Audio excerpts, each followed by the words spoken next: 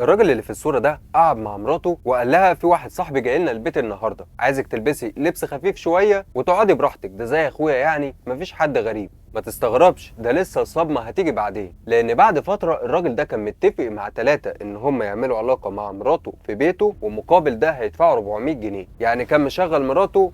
انتوا فاهمين. وفي اليوم ده الثلاث شباب بعد ما خلصوا قالوا احنا مش هندفع غير 200 جنيه بس، مع انهم متفقين على 400. والكلام ده طبعا ما عجبش الزوجه، وفي النهايه كان في خناقه دارت بينهم، وفي نهايه الخناقه دي كان في جثه واحد من الثلاثه مرميه على الارض وسايحه في دمها، والشخص الثاني اتضرب بسكينه في صدره، اما الشخص الثالث فده قدر يهرب من الشقه. طيب تعالوا نروح لاسم شرطه سوهاج اللي تلقى بلاغ من المستشفى ان في شاب وصل المستشفى وهو ميت وفي حاله غير طبيعيه. الشرطه بالفعل وصلت المستشفى، وهناك اكتشفوا ان في شاب مطعون بآلة حادة عدة طعنات في جسمه وميت بشكل غير طبيعي. وفي نفس اليوم بيعرفوا ان في شاب تاني دخل نفس المستشفى وهو مطعون بآلة حادة في منطقة الصدر، وقال ان في سيخ حديد هو اللي وقع عليه. بس الشرطة كانت شايفة ان في حاجة مش طبيعية بتحصل، وده خلاهم يتعمقوا اكتر في التحريات لحد ما يوصلوا للزوج القواد ومراته. طيب الزوج القواد ده كان بيشغل مراته ازاي؟ وايه اللي وصلهم لكده؟ والجريمة دي ازاي تمت؟ تعالوا بقى نرجع بالزمن شوية عشان نعرف ايه الحكاية.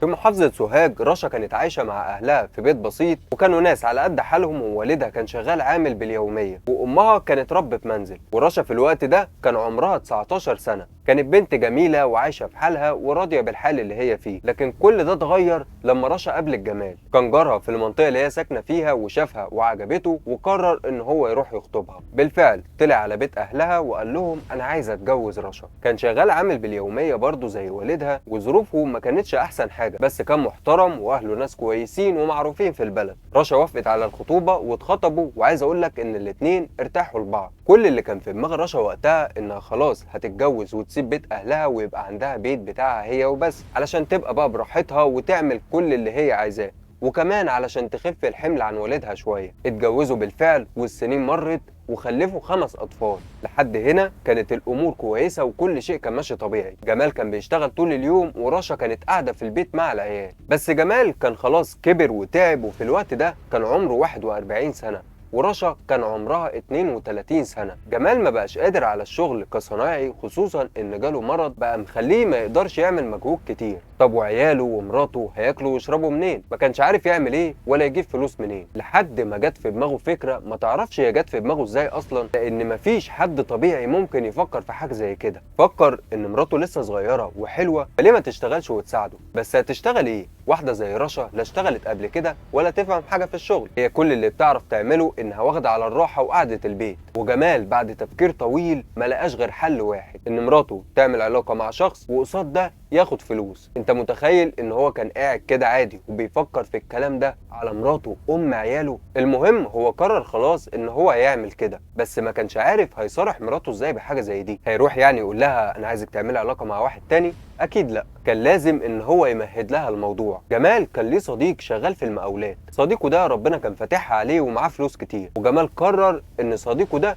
هيكون هو الزبون الاول. بس برضه ما كانش عارف يصارح صديقه ويقول له على حاجه زي دي، لحد ما قال خلاص انا اجمع الاتنين في البيت قصاد بعض واخلع انا واشوفهم هيعملوا ايه. في يوم جمال كان قاعد مع رشا مراته في البيت وقال لها بقول لك ايه، في واحد صاحبي هيجي لنا النهارده يتغدى معانا، وصاحبي ده عزيز عليا جدا وانا بعتبره اكتر من اخويا، يعني عايزك تبقى قاعده براحتك وتلبسي لبس خفيف عادي، ولا تتكسفي ولا تقلقي من اي حاجه، زي ما قلت لك ده عزيز عليا وزي اخويا بالظبط، يعني عمره ما هيفكر يبص لي. رشا كانت مستغربه في الاول، لكن قالت لما استنى لحد الاخر. المهم صاحب جمال وصل البيت، وجمال رحب بيه جدا وعرفه على رشا مراته. اتغدوا مع بعض وقعدوا طول الوقت يضحكوا ويهزروا ويتعرفوا على بعض بشكل اكبر، وجمال كان متعمد طول الوقت ان هو يسيبهم مع بعضهم وقت اكبر. مره يقول انا هقوم اجيب حاجه، ومره يقول انا هدخل الحمام ويغيب هناك علشان يسيب لهم مساحه ان هم يتعرفوا على بعض بشكل اكبر. المهم اليوم ده عدى، وعايز اقول لك ان صاحب جمال ده بقى بيزورهم كتير في البيت، وكل مره كان بيزورهم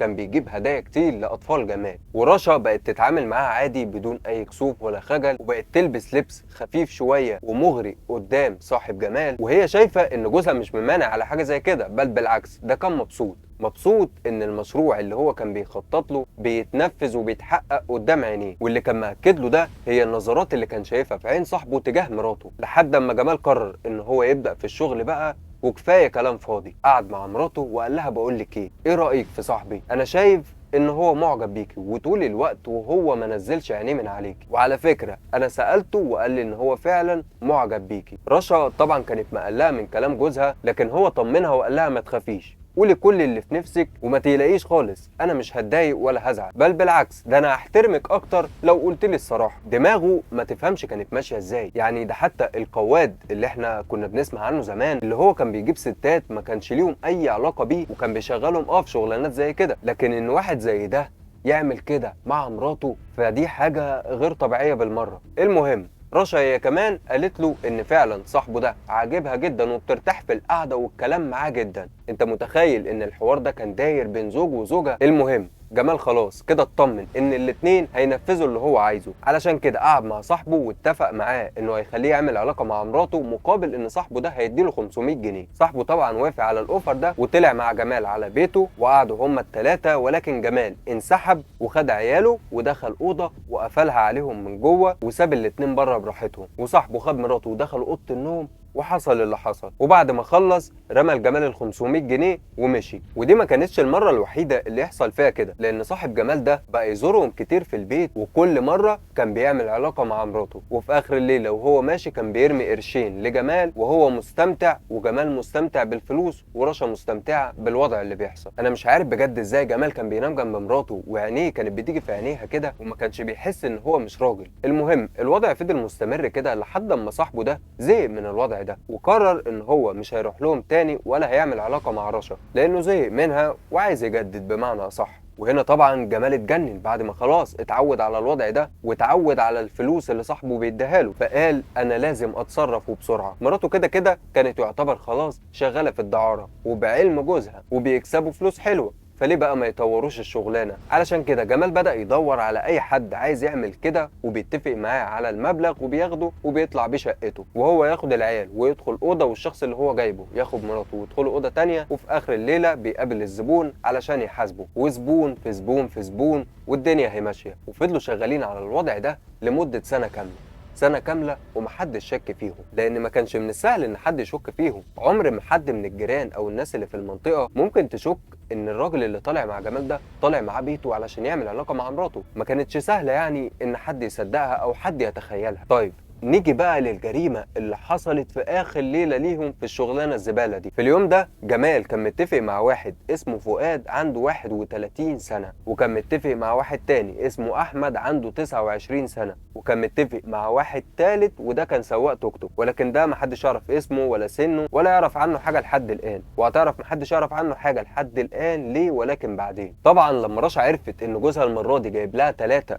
مع بعض قالت له لأ انت كده مفتري، بس هو قال لها ان الايام دي صعبه وقعد جنبها كده وطبطب عليها وطمنها وقال لها اديكي شايفه الظروف ومفيش زباين والشغل نايم بقاله فتره، وانا ما صدقت ان لقيت ال3 دول وشرطهم الوحيد ان هم يكونوا مع بعض، واتفق معاهم ان هم هيدفعوا 400 جنيه. طبعا ده كان مبلغ قليل ولكن زي ما جمال قال الشغل كان مريح وهو كان عايز اي حد وخلاص، وقال مش مشكله يعني ما جاتش من مره كانه بيضحي يعني. طبعا اكيد كان متفق معاهم على سعر اعلى ولكن هم وصلوها ل 400 جنيه. مش عارف ازاي كانوا بيفاصلوا كده وهو بيفاصل معاهم كانهم رايحين يشتروا جاكيت. المهم طلعوا معاه شقته قدام الناس عادي، وهو كالمعتاد خد عياله ودخل اوضه والثلاثه خدوا مراته ودخلوا الاوضه الثانيه، وبدات الحفله القذره تحصل. ولكن بعد حوالي ساعه او ساعتين جمال سمع صوت زعيق خارج من اوضتهم، ففتح الاوضه اللي هو كان فيها وخرج وقفل الاوضه على عياله وفتح الاوضه الثانيه اللي فيها مراته مع ال3 شباب ودخل علشان يفهم في ايه، واكتشف ان ال3 بعد ما خلصوا مش عايزين يدفعوا غير 200 جنيه. طب ازاي يا عم احنا متفقين على 400؟ قالوا له لا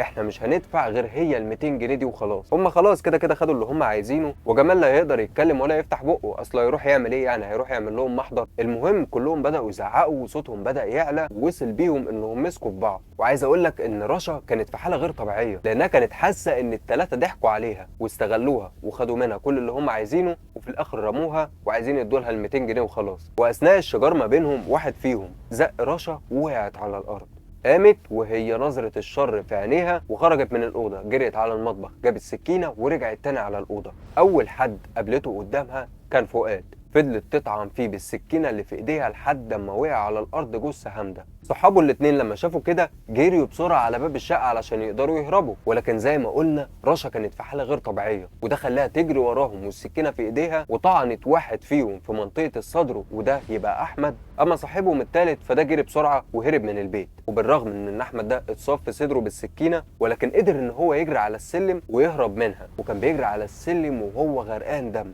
والوضع دلوقتي ان رشا هي وجوزها موجودين في الشقه ومعاهم جثه واحد مرميه على الارض. طبعا كانت مصيبه بالنسبه لهم بعد ما فاقوا بقى وبداوا يستوعبوا اللي حصل، ما كانوش عارفين يعملوا ايه. في الحالتين كل ما يفكروا في حاجه يلاقوا ان هم هيلبسوا مصيبه كبيره، فقالوا خلاص احنا نستنى لحد ما الليل يليل والحركه تهدى في المنطقه وناخده ونرميه قدام اي مستشفى لعل وعسى ان هم يلحقوه، مع ان اساسا فؤاد كان مرمي على الارض وكان فاقد النفس وكان خلاص روحه طلعت للي خالقها. ولكن هم من كتر خوفهم استنوا لحد ما الليل ليل والوقت اتاخر والحركه في المنطقه بدات تهدى عشان ما حدش يشوفهم، وشالوا فؤاد ونزلوا بيه من باب البيت وطلعوا بيه على احدى المستشفيات، رموه قدامها وخدوا بعضهم ورجعوا تاني على شقتهم، ولا من شاف ولا من دري. قفلوا باب شقتهم عليهم وافتكروا انه كده خلاص كل حاجه انتهت، الحكايه خلصت ومحدش هيشك ان هم ليهم دخل في الموضوع. ولكن عدل ربنا فوق كل شيء، لان ربنا لو عدلك مره والتانيه والف حتى وانت بتتمادي في الغلط او انت بتتمادى في الغلط، اكيد هيجي وقت عليك